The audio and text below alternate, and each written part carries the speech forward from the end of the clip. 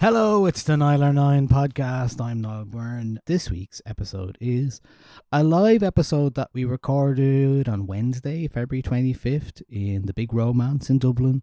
It is one of our Listen Closely parties where the last Wednesday of the month, we take an album that we love, play it in full on vinyl on the lovely speakers in the Big Romance, and get a guest in to talk about it. Well, this episode is DJ Shadow's Endtroducing from 1996.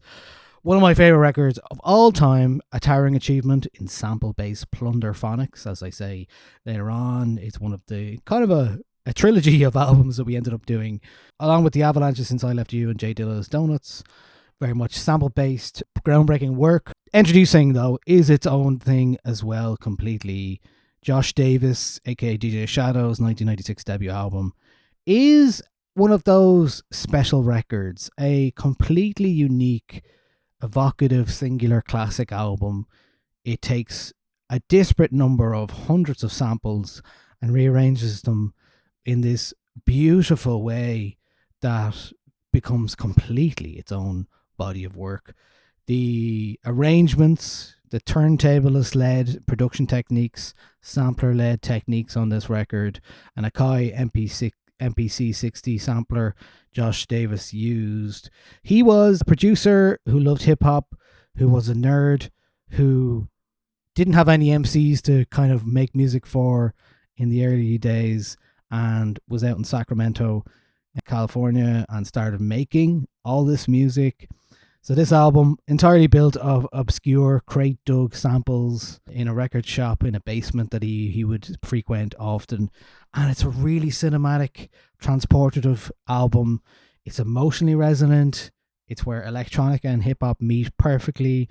My guest, actually, to talk about the album is Cian Galvin, aka The Expert, a Irish hip-hop producer who has done so much stuff over the years with Messiah J and The Expert, and on his own, really, in the last 10, 15 years, I think, making music with different MCs. He's always releasing music as The Expert. So you can check that out. He is really, really a really cool, nerdy producer type to talk to. And he has loads of lovely, interesting things to say on this episode. So what's going to happen is you're going to hear the intro chat shortly before we played the record on the night. And then you can play the record yourself in between and come back and we'll talk about some of the bits from the album that we loved, some of the context and all of the production and, you know, all the things that we love about this modern classic album.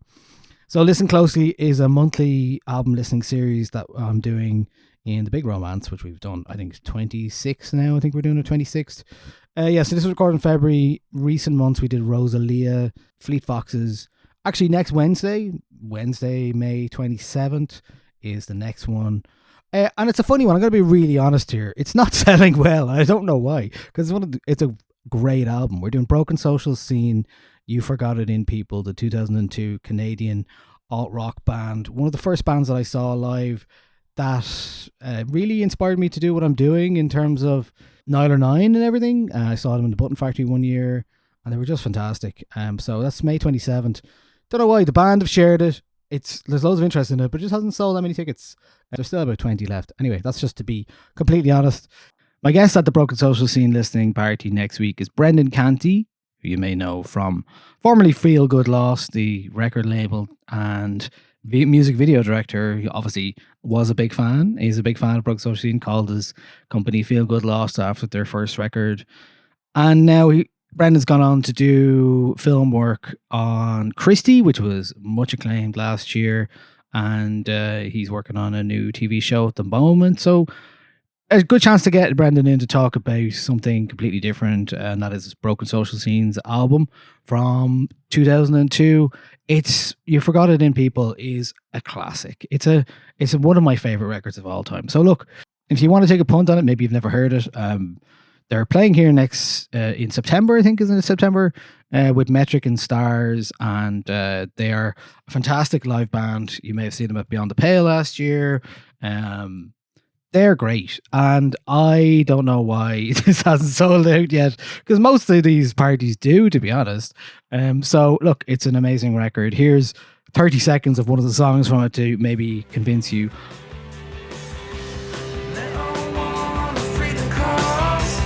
They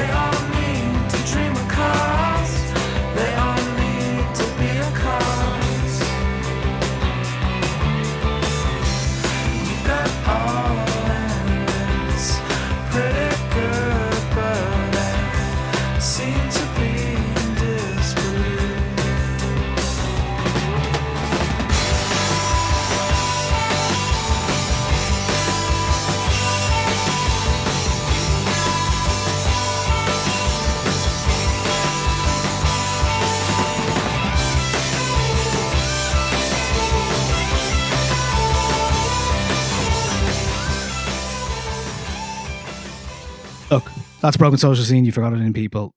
I just like the room being full. It's lovely. It's a lovely place to be. But back to this week's episode. Yeah, DJ Shadow introducing. So many things to talk about in terms of his career, but we start here. Here's a producer who's made so many interesting things over the years. We're talking whether it was a Quantum or Soul Size or Uncle, which we get into. He's doing some sort of teasing a introducing tour for later in the year, which looks like it'll probably come here. So I'm excited about that one. So let's have a listen to the chat from myself and Cian Galvin in the Big Romance in front of a live studio audience. Well, a live pub audience. Yeah, let's have a listen. This is a bit of DJ Shadow to warm us up.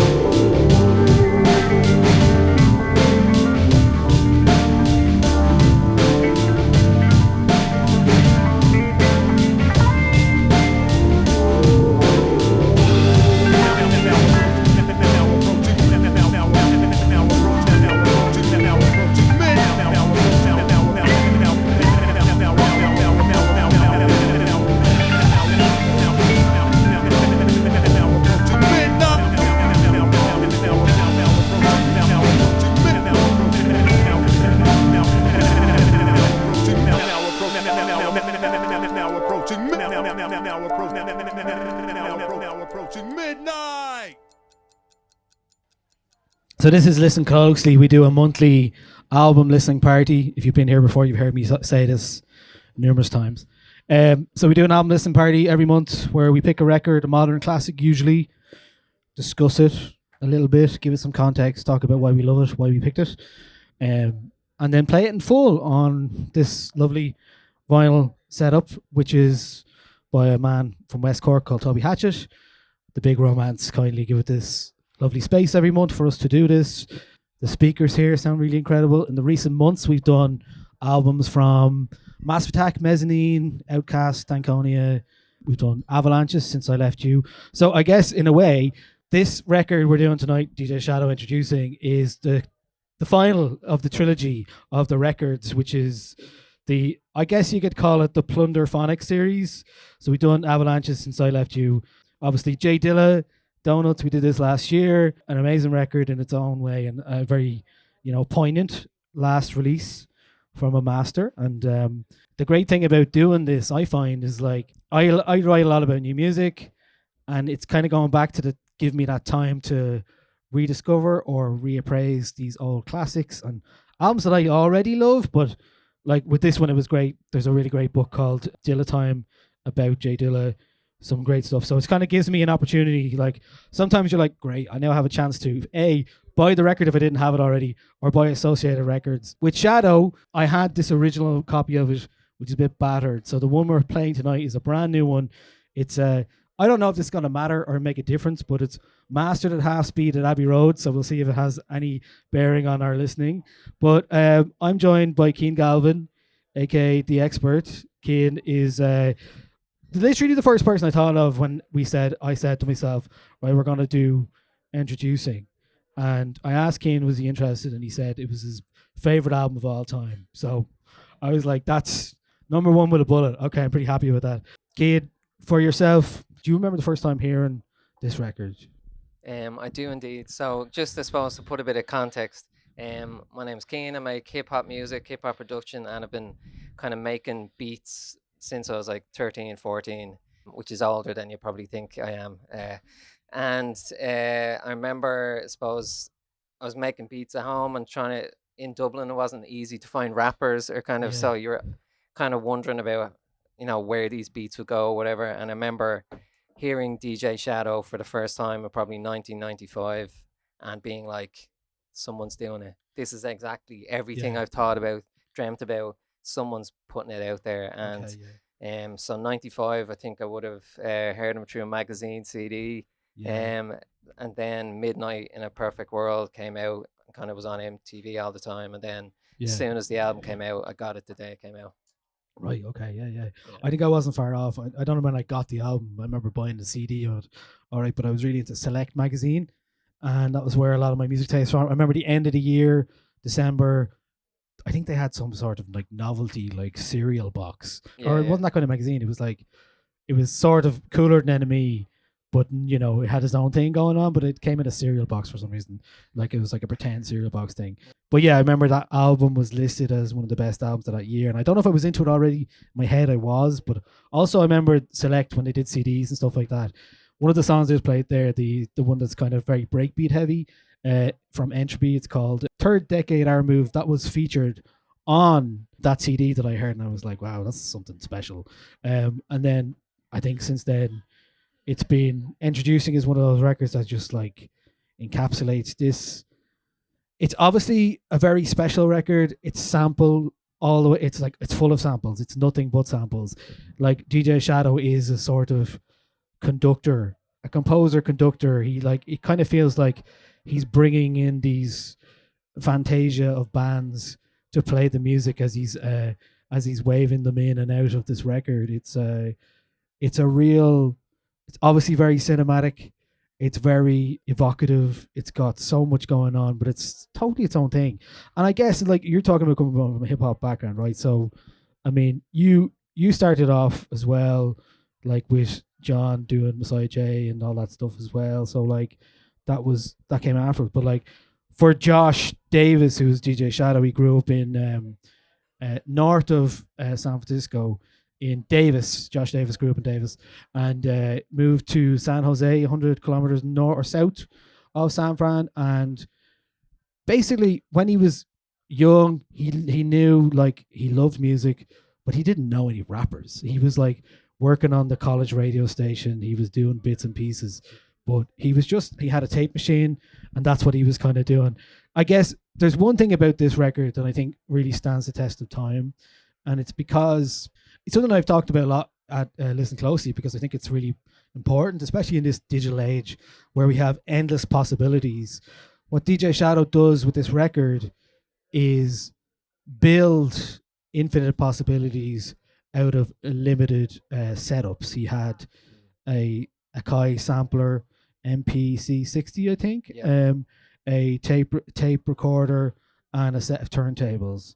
And he would go to Rare Records in Sacramento, and in there was a basement piled high of records. There's a documentary called Scratch. Yeah. You can actually see some of it on YouTube as well. You can see him digging. Literally, this is a crate digger's dream. This album, it's like, I guess we talked before about sampling at a live event in the Yeah. Science Gallery once, and I remember you talking about it was a Kate Bush sample of The Field, Yeah. and a lot of what people when they think about samples, they're like, oh, you're throwing back to a previous era sampling, like it's like Will Smith Yeah. sampling a previous era.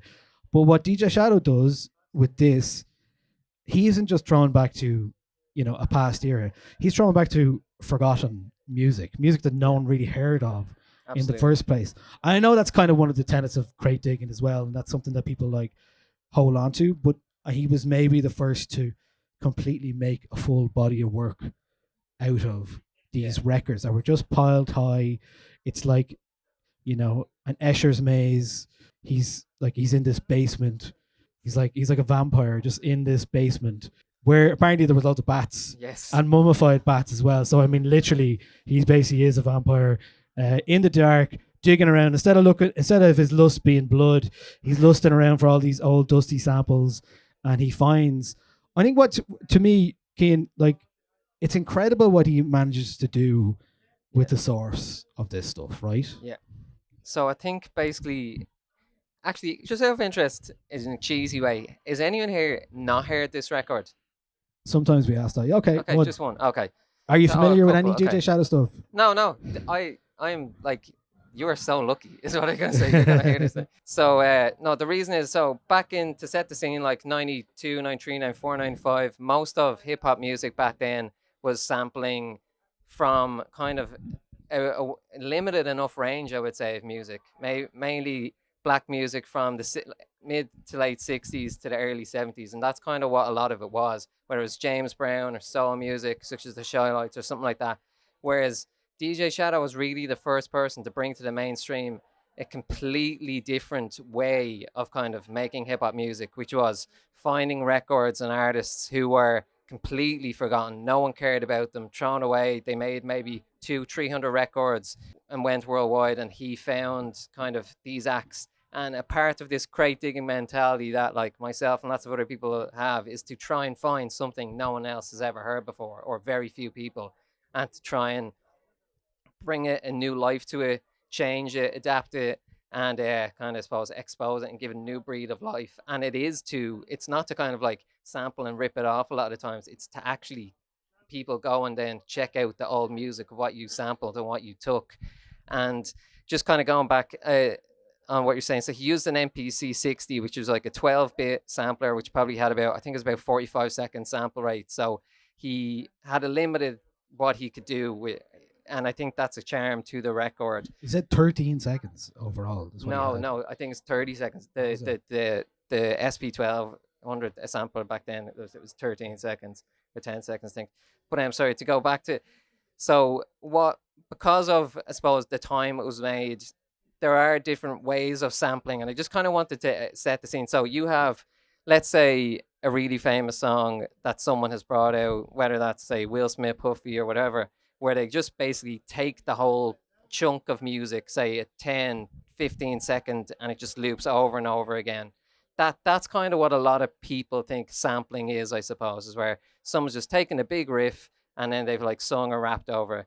But then you would, so that would be called looping, like a big loop. Then you would have people who go do a version of that, but on really underground rare records that people wouldn't know, such as Madlib, where the the kind of the joy in it is finding something from a record no one's ever heard before, and bringing it to life.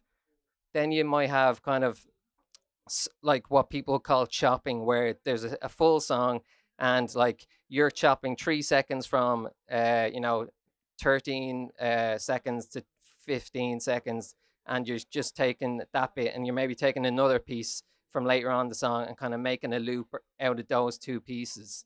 So you might take two bits of the song and put together to make kind of a new composition, that would be called. Then you'd have kind of like micro chopping, which is a lot what Jay Dilla does, where you might take literally a second from all over throughout the song, or tons of songs, and put them together. Daft Punk do that all the time as well, where it's called like micro chopping. And then you'd have kind of what people would call just kind of like stabs or chops, where they might just take a noise like a bang and put drums over it, and then another like sound. So I think the evolution of Shadow was a lot of this is sample loop based, but it's from forgotten records. But I think as he grows and expands, well, when he starts out, it's kind of actually almost like a slightly advanced version of DJing mixing, where you can hear him use breaks and almost scratching the next bit.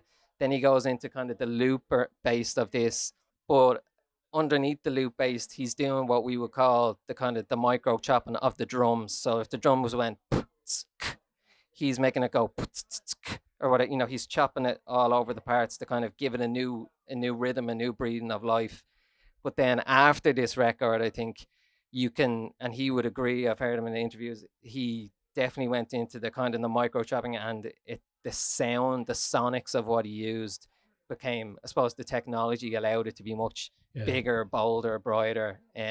But it's the charm and the kind of the limited capacity he had is what makes this record really. Yeah, and I think it come back to that. Like, I mean, Brian Eno talks about the power of limitations, and Yeah. it's like if you impose some limits on yourself, you're not just sitting in front of a digital audio workstation going, well, what's next? What, like, I could do anything, and you could be playing with effects for all night.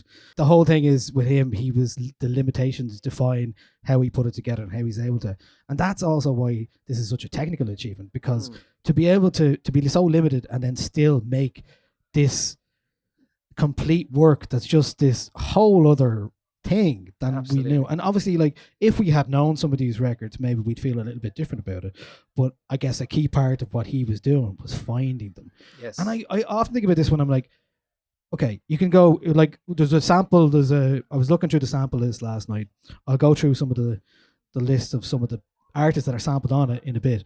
But there's an artist called Meredith Monk, and it's very much like experimental. Like, it's not even like, it's kind of an art piece almost. It's like it's like library music kind of, but also it's just really experimental and like a performance art almost. Yeah. And I was listening to the record and going, like, to know that you're going to take that bit and be like, right, I'll take that and I'll keep that and I'll log it, and I'll make sure that fits with something else down the line, and to do that repeatedly in a way that it sounds so natural together.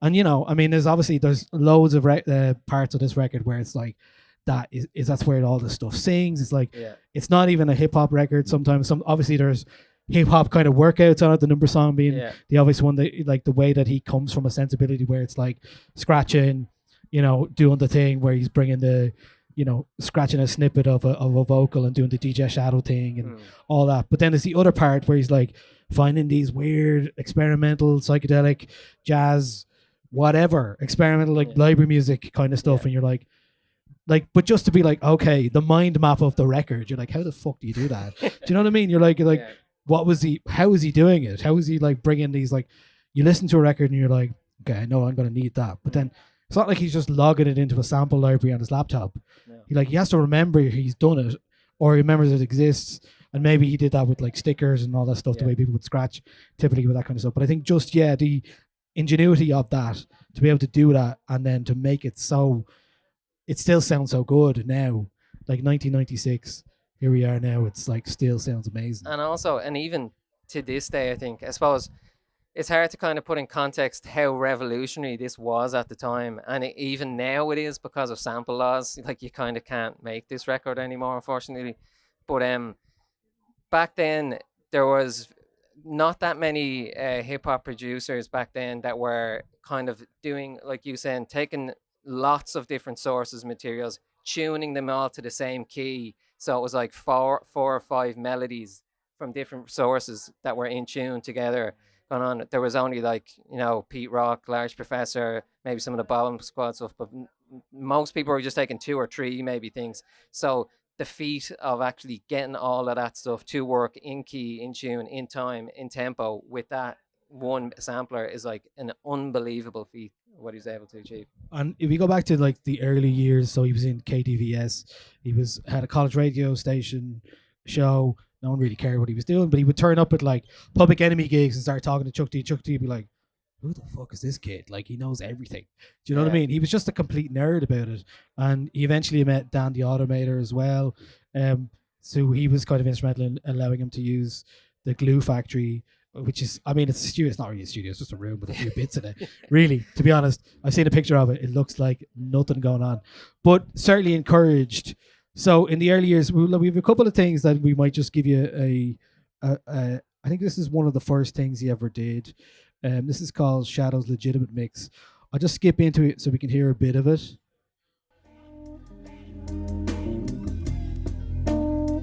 Obviously this was, what year was this now? That's not the right year. 93, I think, maybe? 93, obviously.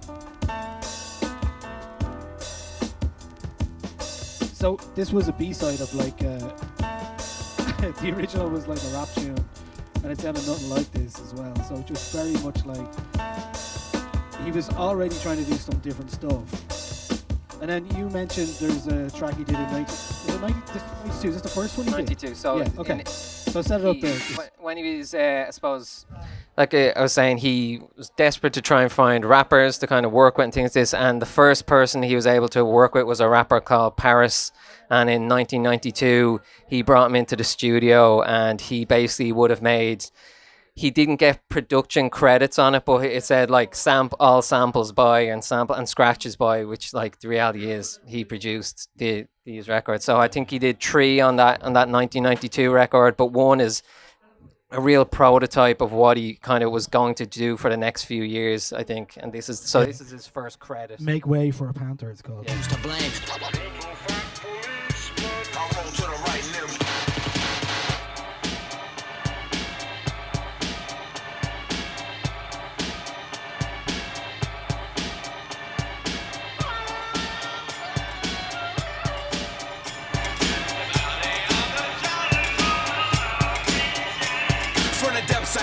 Felt from all the fire and pain as they rained on the brains of black men. Culture bandits, they planned it but never thought that they would get caught, let alone by a black man. Take and rape, shape your brain and claim that what's ours is theirs, so you fear the white race and hate and never think about the... So around this time, he wasn't really sure where he was going to take it because people were like hitting him up for this kind of stuff, but he seemed to have it, like you say, an interest in more interesting long form stuff.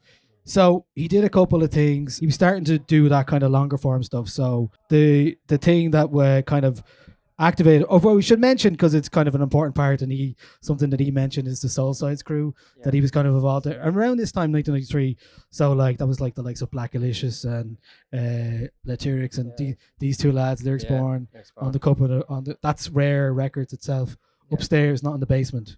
Yeah. So yeah, that's where it actually is. So with the cat and all, and he's wearing a wig. I didn't know that for years. Yeah. But so he started out with this kind of stuff, and then James Lavelle, the UK's, he was like, James Lavelle worked in a record shop, Honest John's, in London, and became like a tastemaker, started releasing stuff on Mowax label, very much like was called acid jazz at the time, really, before it became the trip hop that it was known for. Giles Peterson kind of vibe. Yeah, so he was setting himself up to be like, I want to be like Giles Peterson, doing this kind of acid jazz kind of music. But he heard something, he heard that Zimbabwe Legit track that Shadow done, and started playing it in his DJ sets, and was like, I want to meet this guy. So I have a brief quote here about all that time, because he says, so that was 1993. I was DJing, this is James Lavelle, I was DJing in New York and LA, and would go around US record companies picking up unreleased vinyl hip-hop promos, doing Damage in My Native Language by Zimbabwe hip-hop. Zimbabwe Legit wasn't very good, but on the B-side there was this new mix by this DJ I hadn't heard of before, DJ Shadow, called Shadow's Legitimate Mix, full of scratching and samples. It was beautiful and unusual, even though it had little to do with the original. I started playing in my DJ sets. And this is him, ever the humble man, James Lavelle. He said, I accidentally invented trip hop, mixing unusual hip hop instrumentals with other electronic records to create a soundscape. Humble. Anyway, but he said, I got a friend from Tommy Boy Records to introduce me to Shadow. We spoke for hours on the phone about British hip hop and the NME. I was 19 and grown up in Oxford. He was 21 and grown up in Davis, California. We both felt like we'd come from suburbia outside the main cities. I said we'd be interested in making a record for Mowax, my label. Don't worry about choruses and verse, and just push your sound further into that world you're already into. So really, that is something that was key for Shadow in his early stuff. We had the likes of Influx. There's a track called Lost and Found. A lot of the stuff that he did pre-introducing was released as Preemptive Strike, which he did actually a couple of years later after this, because he was like, I want to do it before no one else does it. So here, I think it's worth playing because there's an Irish connection. Lost and Found samples a very well-known Irish band called U2 and a song called Sunday Bloody Sunday. Let's have a listen to this.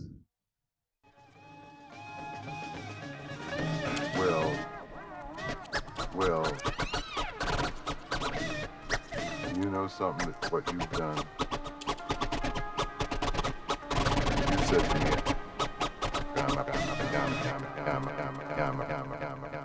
You said to me, you said to me, I'm out of my mind.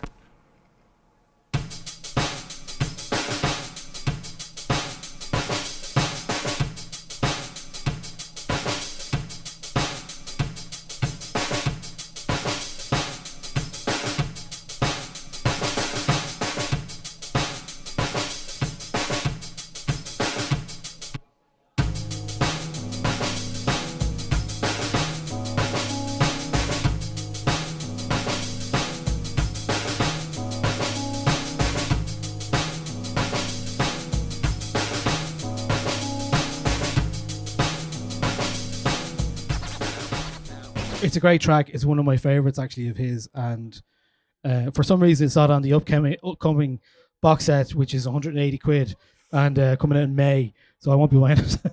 But I was like, I'd be tempted if it was on it though. You know, obviously we know it's not on it. Couldn't clear the sample. Obviously U2, Sunday Bloody Sunday, very obvious one. But in terms of back to this record, I think Lavelle is very key in this. He's basically the A&R of the record. He's the guy that encouraged Shadow to go on and like make that album and do it and push them. He encouraged them, release the early stuff. What does your soul look like? All that kind of stuff. The EPs that came out before the record. And I think Stem and Long Stem and Midnight in the Perfect World came out before the record as well. Yeah. But in terms of introducing, I mean, in terms of like some of the acts that we're going to play the record in the next few minutes. And what you're going to hear is, I mean, there's a couple of prominent samples on the record, like Bjork and Metallica. There's also the likes of Pink Floyd, Tangerine Dream, Beastie Boys, The Meters, John Carpenter films, Nirvana, not that one, a 70s one, jazz one, who provided the main riff for Stem. From Wexford. From Wexford. Oh, tell me more. Yeah, that band Nirvana, who I prefer the original Nirvana, are from the lead singer's from Wexford. Who? His name. He actually has a Greek name, and he's here tonight. Yeah. Okay. Great. Wow, that's amazing. Okay. Yeah, so. Thanks for that. Wow. Okay, Nirvana, Grandmaster Flash, the Wild Style soundtrack, Loudon Wainwright III, Kraftwerk, Jimmy Smith, Giorgio Moroder, Alan Parsons Project, Rotary Connection, Funkadelic, Twin Peaks. Now those are obviously the names we know, but then there's the kind of forgotten kind of stuff that nobody really knew, the discarded stuff that he's kind of unearthed again. He rescued these unwanted, unloved, underappreciated releases and reanimated them with a new life. So, Cian, in your time of making music, like, what was your process for finding samples? How do you like look for samples? So I suppose when this record came out, I was a disciple, completely converted to this way of thinking. So a lot of how I would have tried to make music in the earlier days in particular was to find records that no one else either you had or you just wanted or cared about. So, you know, some really dodgy accordion album from the 70s called Accordion Girl or something like that, which I actually own, or other things like that, or like someone playing, you know, hits on the harp, you know, so it'd be like Windmills of Your Mind on the harp, or, you know, songs that were big back then. So that was kind of what I was attracted to. Where'd you go in Dublin to find those? So what was the call back then? It was in Under Merchants in Temple Bar. What was that one called? Oh my God. But then it would have been Borderline, it would have been Abbey Discs, would have been Freebird. But it would have been actually like just a lot of charity shops as well, type thing. And then whenever I went away, I'd get stuff there.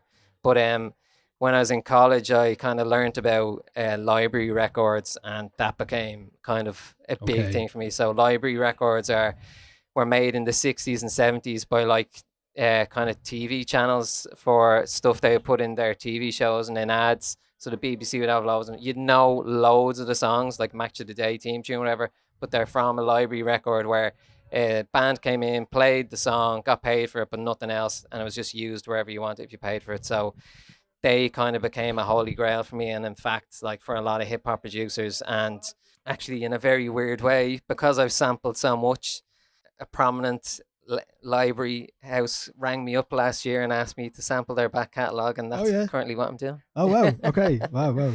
So that'll be like, how does that work? What's so I have access to all their library of tons and tons of records, right. And basically I get to sample a free will once I tell them which ones I've sampled, and then you know, the issue is though they only pay you for the ones you want, so you could make bazillion and they only want this one or that one, and it's so hard to know what they want for sync or ads or stuff like that. Okay, well, it's still interesting, but it's a real 360 full circle. Yeah, isn't it? I've sampled these for free, now you're paying me. Okay, wow, yeah, brilliant. Okay, well, it is its own art for sure, and as we'll hear on this record. In terms of clearing the samples, a little bit about that here.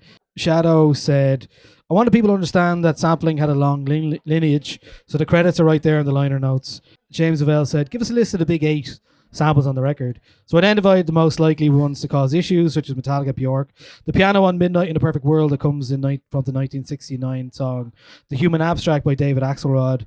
A few weeks later I said, do you want some more? And he said, no thanks, we've got our hands full. Although Lavelle, ever humble, said samples were pretty easy to clear. It's different when you're sampling some Swedish drum break from 1970, down sampling James Brown or the Rolling Stone. People said, nobody's going to listen to this instrumental hip-hop record. But I was thinking of huge soundscapes like the ones by Pink Floyd or Beethoven. So that's what we're kind of going with. The title as well, Introducing, in a way, because he'd released a few things on Moax before, signifies the fourth and final chapter in the series of pieces that I was doing for Moax with a certain sound and a certain tone and a certain atmosphere. But you could say, a lot about the title as well is a bit like finding these old records. It does speak to that kind of evocative thing about this record. So, Cian, if there's something that you think people should listen out for now when we play the record, is there anything you think we should listen out for?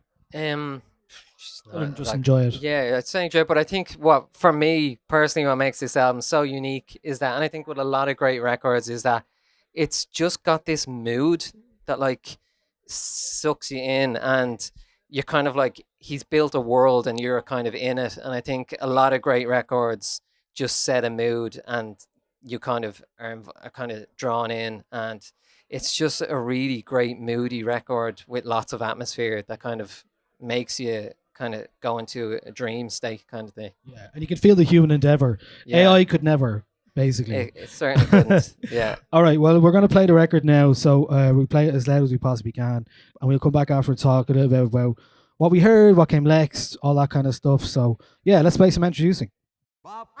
Bob Wood, National Program Director of the Chum Group, worked with us in producing...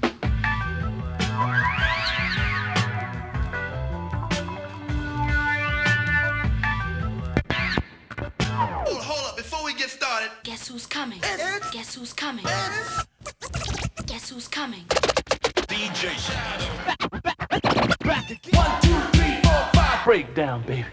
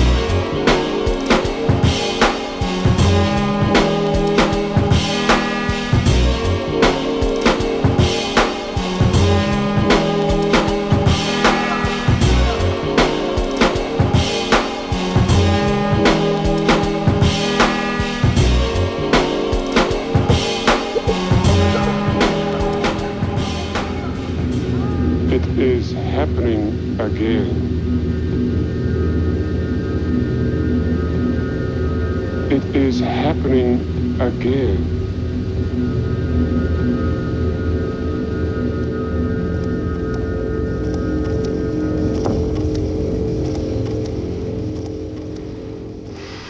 All right, give it up for Introducing DJ Shadow.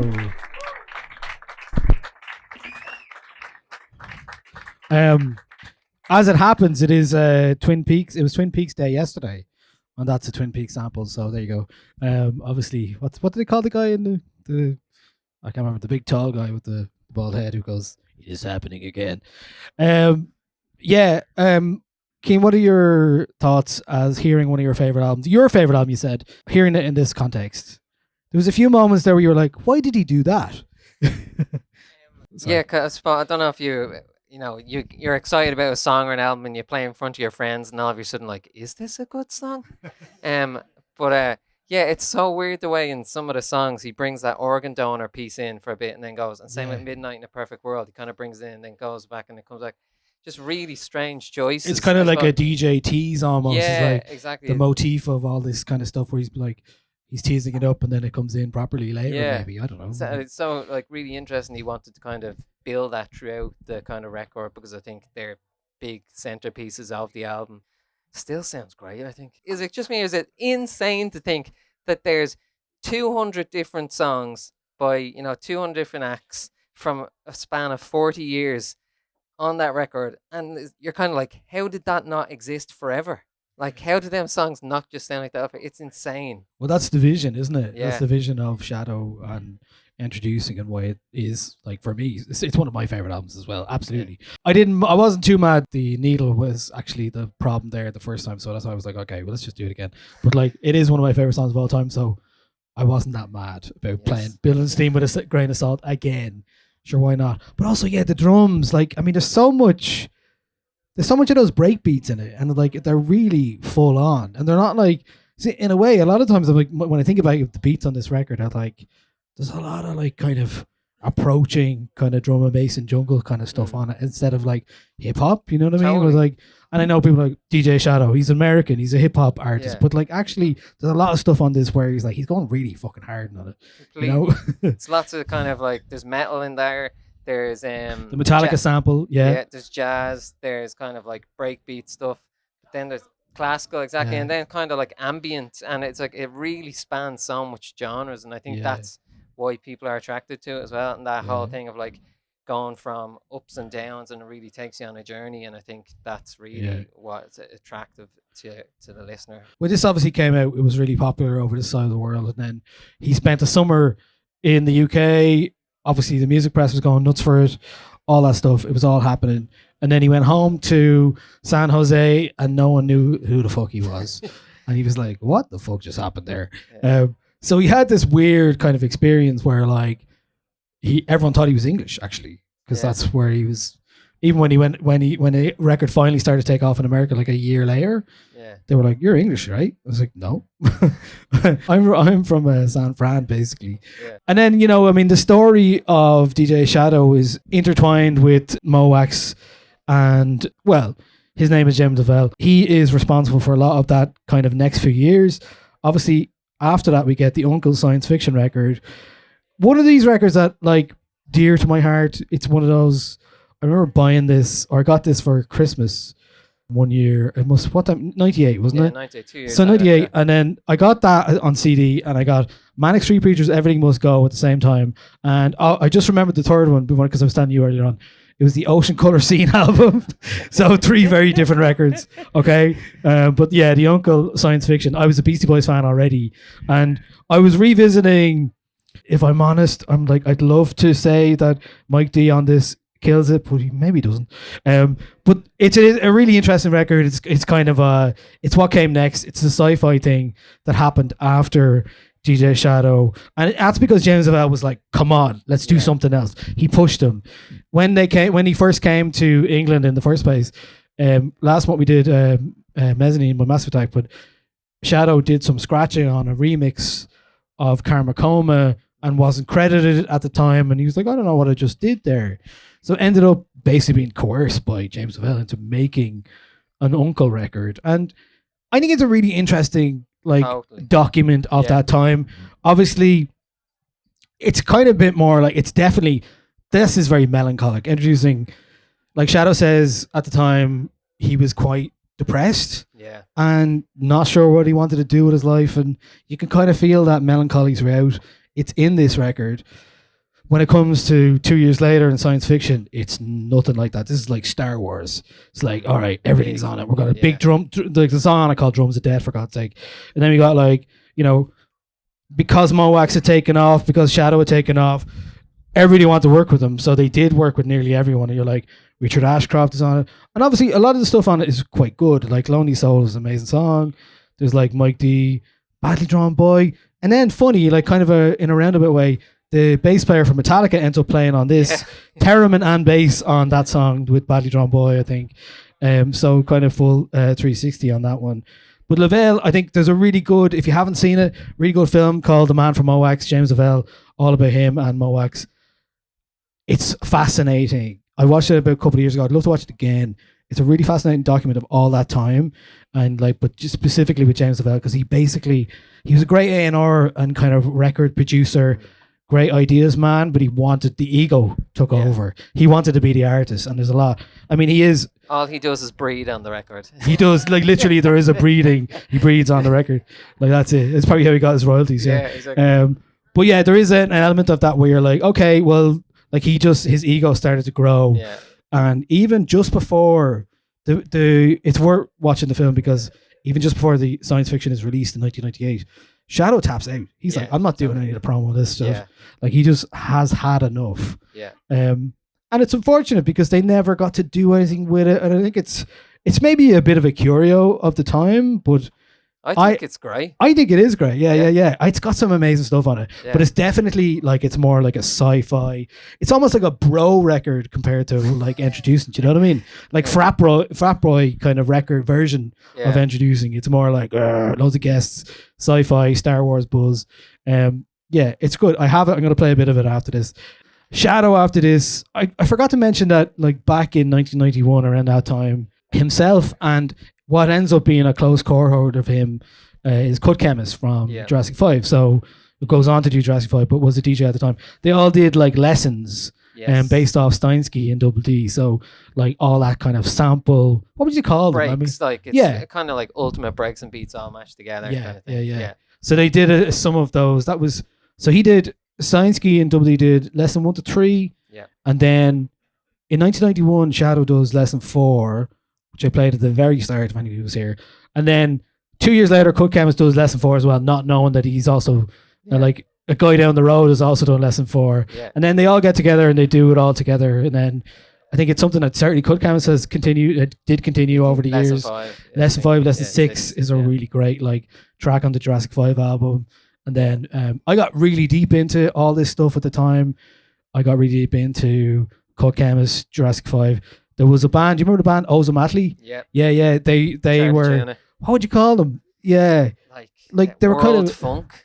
Yeah, they were like a rap world funk band. They were supposed to support UB40 in Dublin one year, and I ended up going. That was a gig I was going to with my parents, and then they cancelled. And I was like, well, now I'm just at a UB40 gig, so that wasn't the best. But after that, so after science fiction came, the Private Press 2002. So yeah, because you have like monosyllabic is something we talked about on this. Yeah. Like as an example of how his sampling and his work kind of changed. Yeah. Private Press is a great album, and it's hard. Like, I mean, it's a long time later. Yeah. Like it is a long time later, but he has done a lot of stuff in that time. Yeah.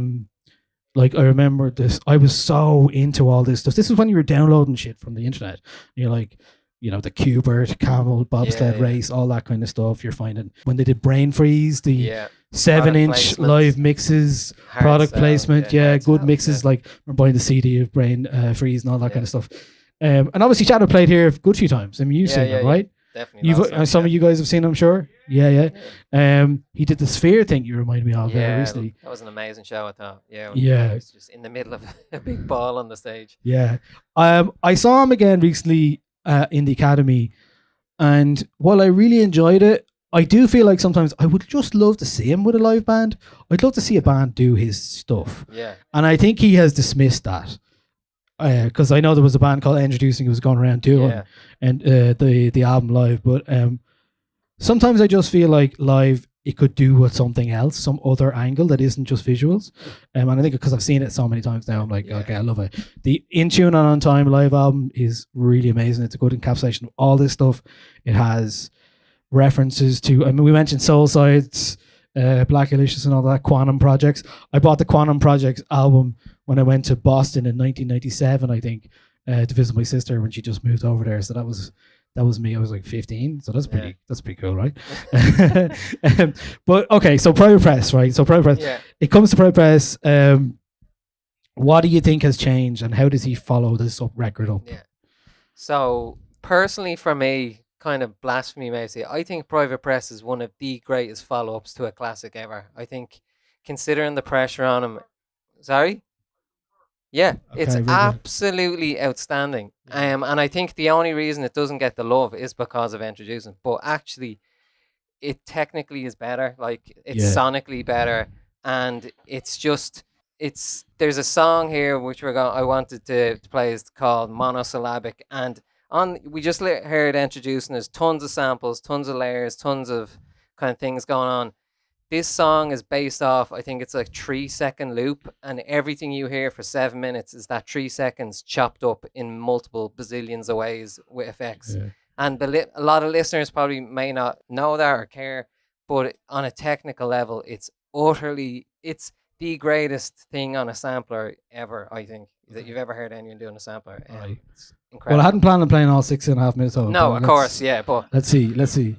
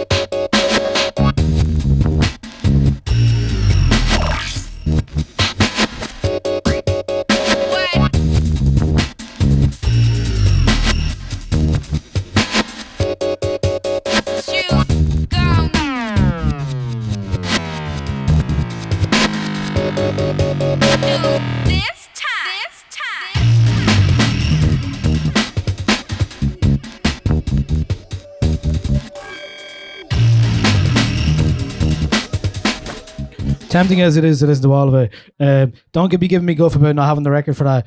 It's 80 quid, and I was tempted to buy it, but in the end I bought Science Fiction instead because I was like, yeah, next time. My pal was going to come down with a coffee to Private Press, but he's not here, so I knew he wouldn't turn up. So anyway, that's why I'm playing off that. But yeah, it's an amazing track. I mean, the album's brilliant. Giving Up the Ghost, all that stuff. Fixed Income. So I was in a mashing on the motorway. I had a brief dalliance with making music in my teens, and we had two bands where we played covers. First band we played a cover of High Noon, because it was a kind of I think there was a Californian rock band who did a cover, and we were like, you could do High Noon as a band, so we did it. We were shite. There is footage somewhere, but I'm not showing you. And then I think the next time we did it was basically like a battle of a band situation in Newbridge and Clare, right? Yeah. And so it was a summer thing, and in the local arts centre, one of the other songs we did was Fixed Income. Oh wow! Yeah, I literally I had my girlfriend at the time come up and play Tin Whistle doing the do do do do do do do do do. Yeah. Anyway, sounds tremendous. Yeah, it's been throughout my life basically. The only things that were good about that was the drums, I'd say. You know, my pal Gav was a good drummer. He's a good drummer still. So fair play to him. So actually, I forgot to mention some of the reviews that came out at the time. Obviously, it was critically acclaimed, but the very first album review that Endtroducing ever had, it was called by The Wire, that arch publication, called the album a debut of melancholic mediocrity. Oh, wow. And it was the only negative review that literally the album had that year or any year since. The Wire wasn't a fan, but it was also the first one that James Lavelle and DJ Shadow picked up in person and read, and they were like, oh fuck, no one's gonna get this. Yeah. And then after that, I was playing Sailing, so I think that's pretty funny. I mean, I don't need to go through these. I presume You've heard. Uncle was pretty mixed reviews, was it? Yeah. I was looking at a DJ Mag piece earlier on, and I was like, I thought it was kind of unanimous at the time, but now I'm like, oh god, maybe people didn't like it, Yeah, like I'm I not did. sure. Yeah. Yeah. I mean, I don't remember. I was 16, so like, or no, I was 16 exactly. I was like, this was my record. Yeah. I didn't care. You know what I mean? Yeah. Like, you still don't care, and that's why I bought it. Obviously, Shadow went on to do a lot of other records after. What do you think about the later stuff? I love artists who do what they want and don't follow like people saying they want to, try and recreate the same album over and over again. So I think he's done some interesting stuff. Some of it I don't care for that much. I think The Mountain Will Fall is a brilliant record. Obviously, he had that was Nobody 2016. Speak, Yeah. Run the Jewels track on it. Yeah, but I think that whole record is great, actually. So that was 2016. My least favorite is his last release, actually. I just couldn't get into it. Yeah, I mean, like, what a jam. Picture this, I'm a bag of dicks, put me to your lips. I am sick, I will punch a baby bear in his shit. Give me lip, I'ma send you to the yard. Get a stick, make a switch. I can end the conversation real quick. I am crack, I ain't lying. In a way, it's kind of a 360 thing for him, isn't it? Like, coming back to writing a track that is used by two MCs that are like, they play it in their live shows, Run the Jewels. It's great. Yeah, I agree with you. I think the action adventure I was so disappointed with in 2023. I just felt like a lot of the beats were quite robotic and mechanical in a way that was like, I can't believe it's the same person that made it. You know what I mean? Well, I think I think sample laws have changed what he can do now, or what type of artist he can be. Not maybe he doesn't want to make sample based music anymore, but it certainly isn't an option for him really. So, of course, he's just never going to sound the same. Same with like Avalanches have kind of moved away from that, or other people. So it's just where we are in the world, and AI is going to make that worse. That's true. That's true. Well, let's not get into that too much. Cian, thank you for being here and sharing. Can I just say one thing before people go? Sorry. So just if people love this record, there's two more records I would suggest that if you like this, you may not have heard and you would love. One is from his whole catalog, but David Axelrod is who he sampled on Midnight in a Perfect World. He has two albums from this 1970 called Songs of Innocence and Songs of Experience. They're absolutely amazing, and kind of like you can hear a lot of Shadow in that. And then another one is from his best mate, who he used to dig with every day during this time. I think the album came out in 98. I'll have to check that for you. But the band is called Express Rising, and the album is called Express Rising. I know it's on digital streaming platforms if people want that, and Express Rising actually has a second album called Express Rising. So it's the first one, and it's kind of very similar to this, down tempo, not as intricate. Very few people know that record, and it's so great. Okay, cool. Very of the time. Very of the time. Okay, yeah. Lovely. I mean, for me, it was like, what? I mean, Company Flow, Fun Crusher Plus, stuff like that. Maybe that was around that time. That's of interest, but I think Shadow's career, Preempt to Strike, is amazing. There's loads of amazing stuff on that. I think the fact that they're going to do that box set thing. And RJD2 is kind of like RJD2. The next person. Maybe I was kind of revisiting a lot of this stuff today. Preview 73, that kind of stuff. Like DJ Food, a lot of the kind of Ninja Tune stuff as well. Maybe DJ Cam, stuff like that. Somebody mentioned Depth Charge earlier on today. He was here. So yeah, that kind of stuff. But yeah, that's DJ Shadow Endtroducing. Thank you for being here. Cian, you had a reimagined version of your most recent album out just this month. So like, everyone's here to listen to DJ Shadow, so it doesn't matter. But if you do like music in this vein, I suppose I have made a lot of music in that vein. So if you just type in The Expert into your DSPs, you might find something. Go to Bandcamp, buy it. I think that's you might find something you like. Yeah. So it was you had Vivid. So visions. So basically, if people might have heard back in the day when I was in a band called Messiah J and the Experts, which is originally Creative Control, and we would have released records, hip hop records in Ireland. What year did Blood Rush come out? 25 years after. Sorry to ask. Yeah, 2000. You know what I mean? Like, you're still at it. I love that. I love that you're still doing it. 2001. So then we probably made records until, I don't know, 2010 maybe. Yeah. And then I stopped making music for a while, and then I kind of started making music again around 2015, and the last few years I've made a lot of hip hop records with certain artists and their MCs, like just a full record with an MC, and they've all been American based, and like I've had the opportunity to work with lots of great artists. Yeah, Open Mike Eagle, Samuel T. Herring, which yeah, is Hemlock Ernst, Hemlock Ernst, Blue from Blue and Exile. So yeah, it's been like just amazing to kind of have a second wind. At this thing, you know? Yeah. Well, it's great you're still at it, and I appreciate it. It's somewhat, like, you obviously don't play live anymore or anything like that, so it's kind of like, it's very much like it's out there if you want to hear it. So do go listen. It's great. That's the expert. So yeah, thank you for being here. I usually at the end mention what I'm doing next. I'm actually going to do something very different next month on the 25th of March. I want to do a very new record because I feel like it deserves it. It's actually my album of the year last year. I'm going to do Rosalia Lux because I feel like this will sound absolutely incredible in here. If you haven't heard this record, it's orchestral. It's got 13 different languages on it. Catalan singer. She's done amazing stuff. She's one of my favorite voices in music. I think the dynamics on this record is going to absolutely slap in here. So I can't wait to do that. That's 25th of March. So that's the most recent album we've ever done, 4 months old or something like that. Shout out to the Discord and Patreon crew, some of them which are here. Kane is here anyway. A few others are here, Aaron as well, who will come around a lot and come to these events, and I really appreciate it. And if you come to these events regularly, we do discounts for all of these events, half price every time. So it's $5 a month. You get your money back, basically.